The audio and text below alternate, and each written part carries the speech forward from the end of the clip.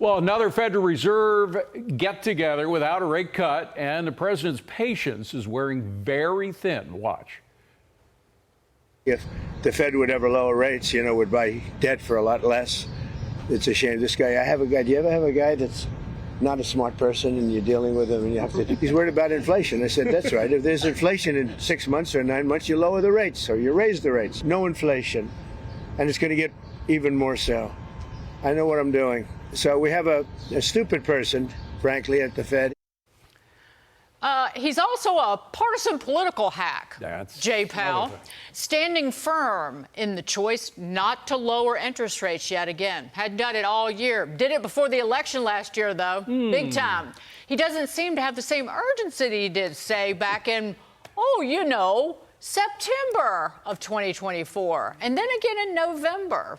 There an election back then? Yeah, I remember that. The Federal Reserve keeping its key borrowing rate at a range between 4.25 and 4.5%. That's very high.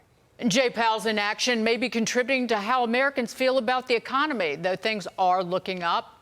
31% rate the economy as excellent or good. And if Powell won't lower rates, President Trump joked, well, he just might have to nominate himself as Fed chair to get the job done.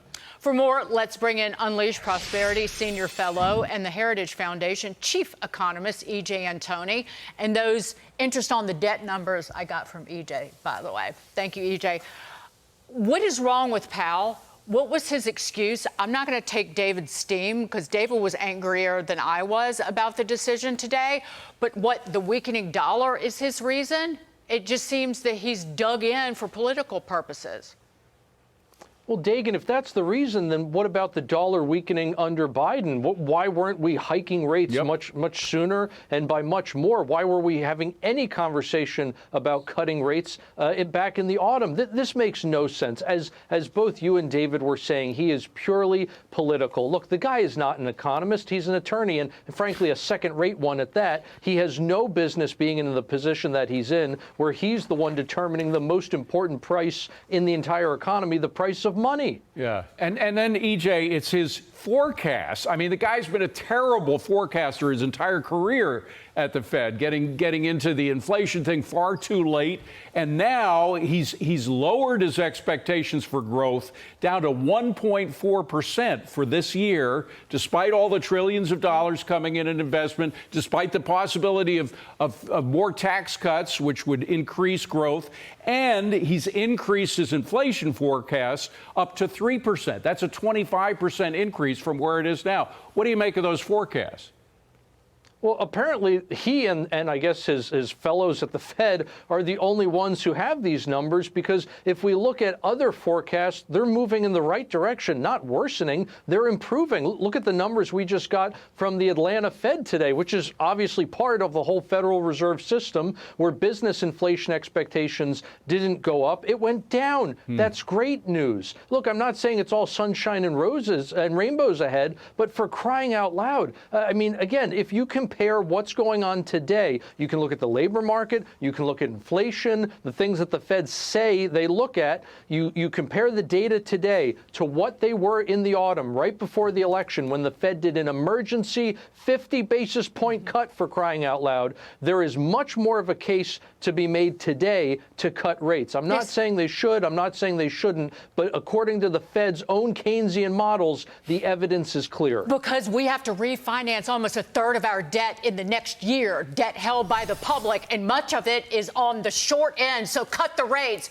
President Trump keeps saying that. It will save us hundreds of billions of dollars every year. It's shameful. Go ahead, David. Well, I just want to move on to another subject. The administration doubling down on its goal to make America the manufacturing mecca of the world. Treasury Secretary Scott Bessent warning why that approach is so critical as China ramps up our global manufacturing share. Listen.